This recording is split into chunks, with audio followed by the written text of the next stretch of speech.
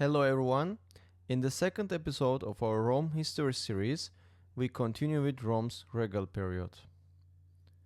The accounts concerning the Rome Regal Period present a picture in which historical reality and ideological construction are deeply intertwined, since they were written centuries after the events they describe. Ancient sources report that Rome was ruled by 7 reges between 753 and 509 before Common Era.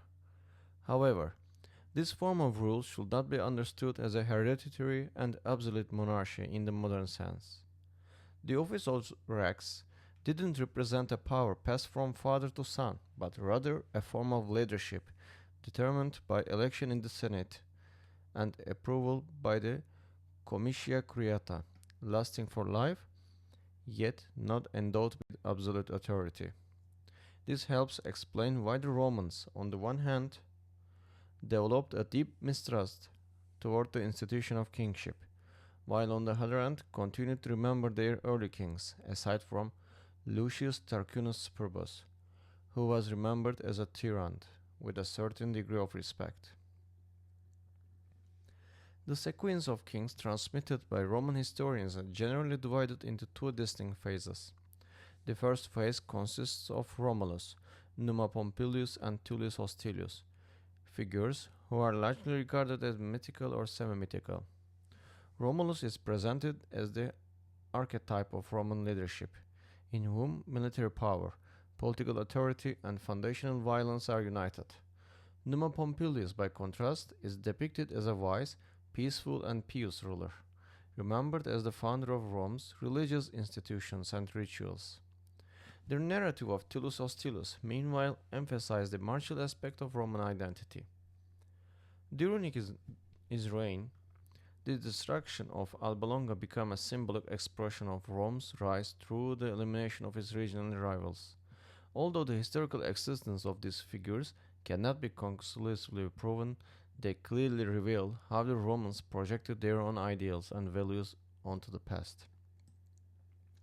The fourth king, Ansus Marcius, occupies a more muted position in the narratives and is often interpreted as a synthesis of the two preceding typologies.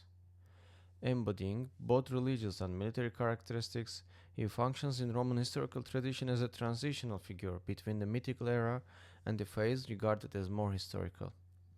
The relatively calm portrayal of his reign, marked by the absence of major conflicts, reinforces this intermediary role.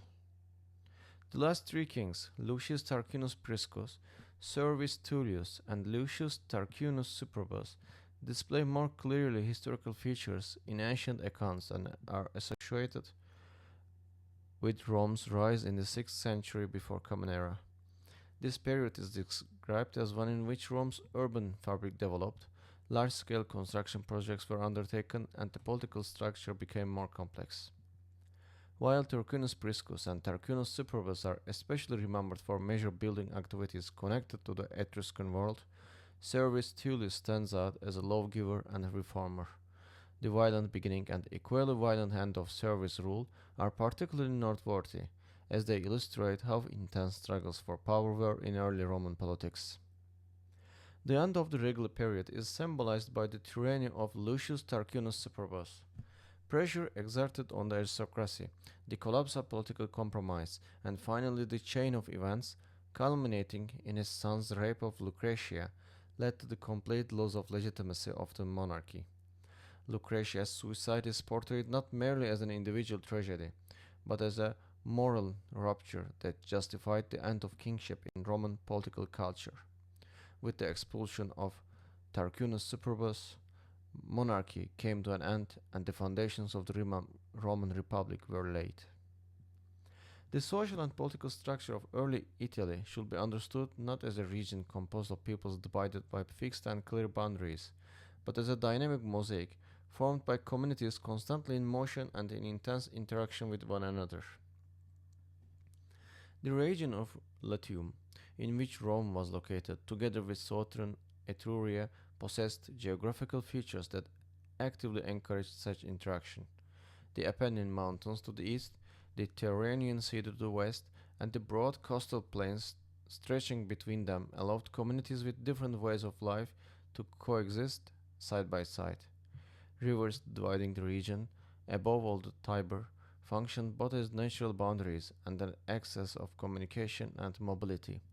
By the 8th century BCE, small urban centers based on agricultural production had emerged in the coastal plains, while the mountainous areas were home to more mobile, pastoral communities. Although Rome's political system appears on the surface to be a state ruled by kings, consuls, and emperors, in reality, the distribution and exercise of power were far more complex and layered. Throughout most of Roman history, the daily administration of the city was conducted through popular assemblies and elected magistrates, under the continuous supervision and guidance of the Senate. According to traditional narratives, Romulus established not only the office of Rex but also the fundamental political institutions that assisted in governing Roman society. However, because these accounts of the regal period were written centuries later, during the late Republic, their historical accuracy is limited. Consequently, what we possess is less precise information about the early period itself than a retrospective interpretation shaped by republican and imperial practices.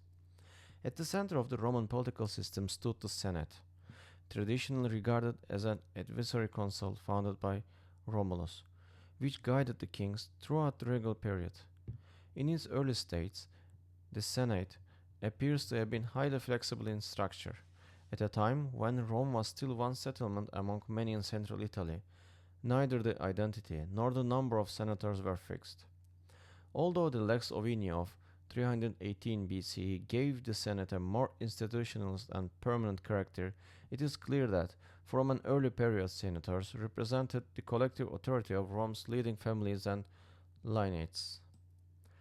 With the establishment of the Republic, the Senate worked alongside the two consuls elected annually by the popular assemblies. While the consuls held the highest executive authority, the Senate became the primary body providing guidance and ensuring political continuity.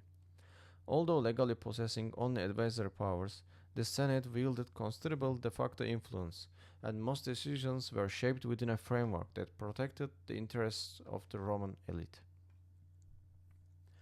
During the imperial period, the Senate's political weight diminished significantly, as its ability to act independently was effectively curtailed by imperial authority.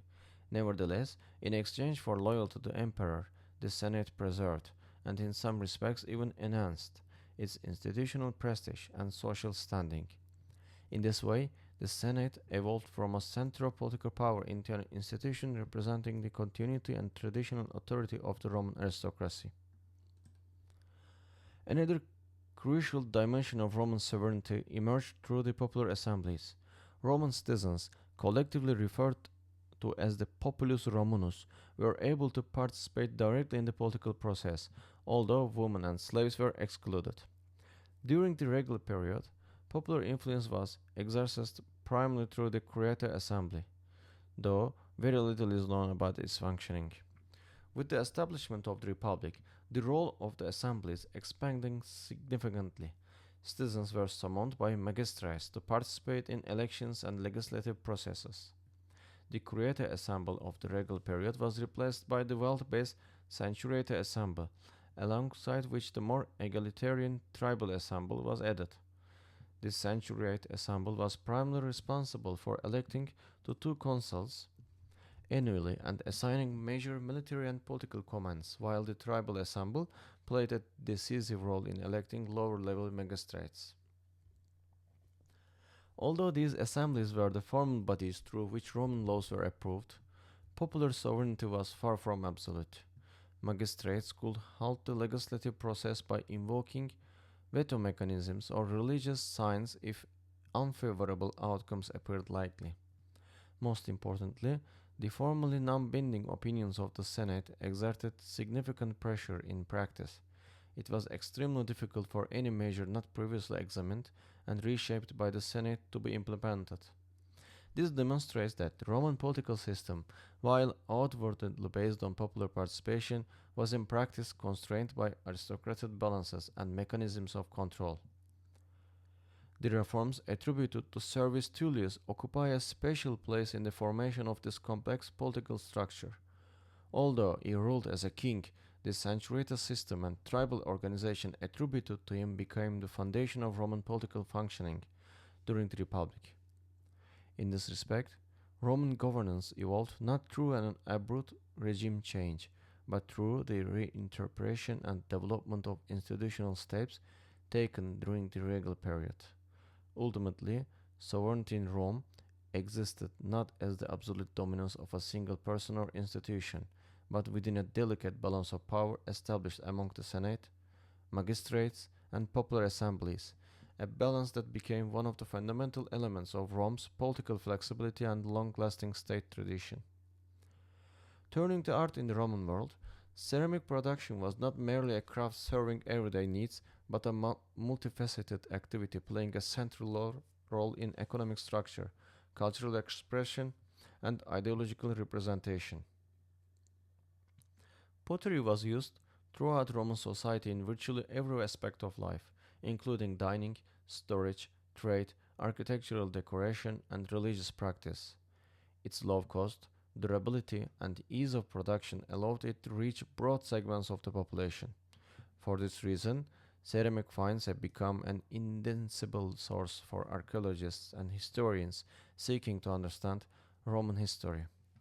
Roman ceramics also serve as an important indicator for tracing trade networks.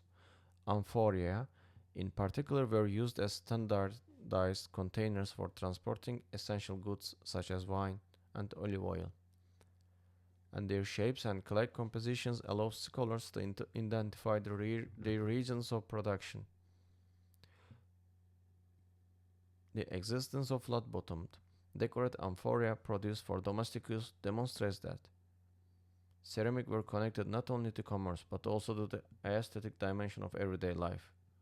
The discovery of ceramics produced in regions such as Campania, Gaul, Syria, and North Africa across the Roman world provides tangible evidence of empire-wide economic and cultural circulation. In Roman history, religion was conceived not merely as a sphere of individual belief, but as a public system ensuring the continuity of the state and reciprocal relationship established with the gods. In accordance with this understanding, Romulus, the founder of Rome, was regarded as an augur, a priest who interpreted the will of the gods by observing the flight of birds, and even the location of the city's foundation was said to have been determined by divine signs. The same tradition attributed most of Rome's earliest religious institutions to Romulus, and the remainder to the second king, Numa Pompilius. One of the most visible and institutionalized elements of early Roman religion was the temple. Although Roman temples were sacred structures dedicated to specific gods, the primary focus of worship was not the interior of the building, but the open space in front of it. Sacrifices, offerings, and rituals were generally performed outside, while temple interiors housed the cult statue of the deity and served as repositories for war booty, artworks, and sacred treasures. The oldest and most magnificent temple in Rome was the temple of Jupiter Optimus Maximus on the Capitolian Hill, dedicated to the triad of Jupiter, Juno, and Minerva.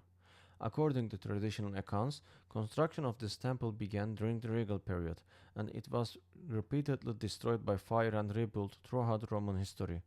It thus became not only a religious center but also a symbol of the power of the Roman state and its special relationship with the gods. Roman temple architecture differed markedly from that of the Greek world.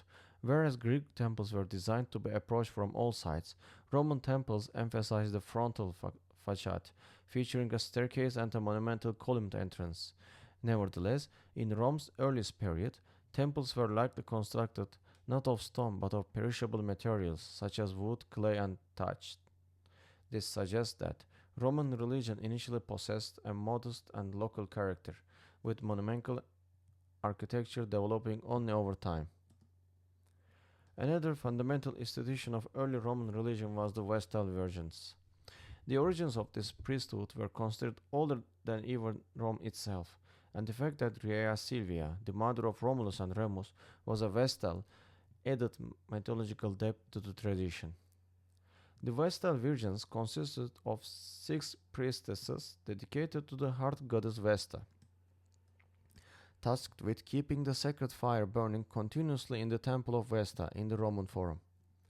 The extinguishing of this fire was interpreted as a sign that Rome had been abandoned by the gods and that the state would be plunged into disaster.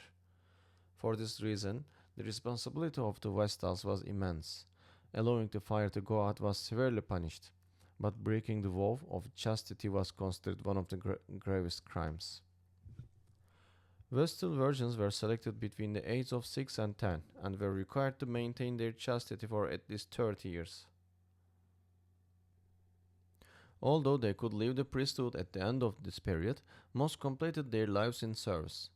The status of the Vestals was deeply paradoxical. On the one hand, they could be subjected to horrific punishments, such as live burial at the slightest accusation. On the other hand, they were among the most privileged women in Roman society. They were granted reserved seating at public events, the right to own property and make wills, and were protected by lictors when moving through the streets. In times of crisis, Rome's misfortunes were often explained through accusations against the chastity of the Vestals, demonstrating that their religious role also carried a political dimension. The story of Vestal Tukia, who proved her innocence by carrying water from the Tiber in a sieve, offers a striking example of how miracle and law were intertwined in Roman religion. Latin, as the official language of the Roman state, was not only a medium of communication in the ancient world, but also one that profoundly shaped the intellectual, legal, and cultural framework of subsequent millennia. Initially, just one among many languages spoken in Italy, Latin rose to a dominant position over time in direct connection with Rome's political power, spreading across a vast geography from the Mediterranean basin to northern Europe. This process ensured that Latin became deeply rooted not only as a language of daily communication, but also a language of administration, law, religion, and science, forming the foundation of many modern European languages. During the imperial period, Latin expanded further as the language of the Roman state, while continuing to coexist alongside Greek, particularly in the eastern Mediterranean. This demonstrates that multifunctional multilingualism rather than strict monolingualism characterized the Roman world. While Greek retained great prestige among elites, Latin remained indispensable in administrative and legal contexts. Nevertheless, Romans came to regard the late Republican period as the golden age of Latin and adopted its classical style as an ideal standard in later times. Over time, Latin began to fragment into local varieties spoken in different regions of the empire. As imperial ties weakened, these regional variants became more pronounced, eventually giving rise to new language families known as the Romance languages. At the same time, Latin continued to exist throughout the Middle Ages, and the Renaissance in more academic and standardized forms as a common language among Europe's educated elites. In this sense, Latin became less a spoken language than a cultural legacy and an intellectual instrument. In conclusion, Latin rose alongside Rome's political power but ultimately transcended it, becoming one of the most enduring elements of European cultural history.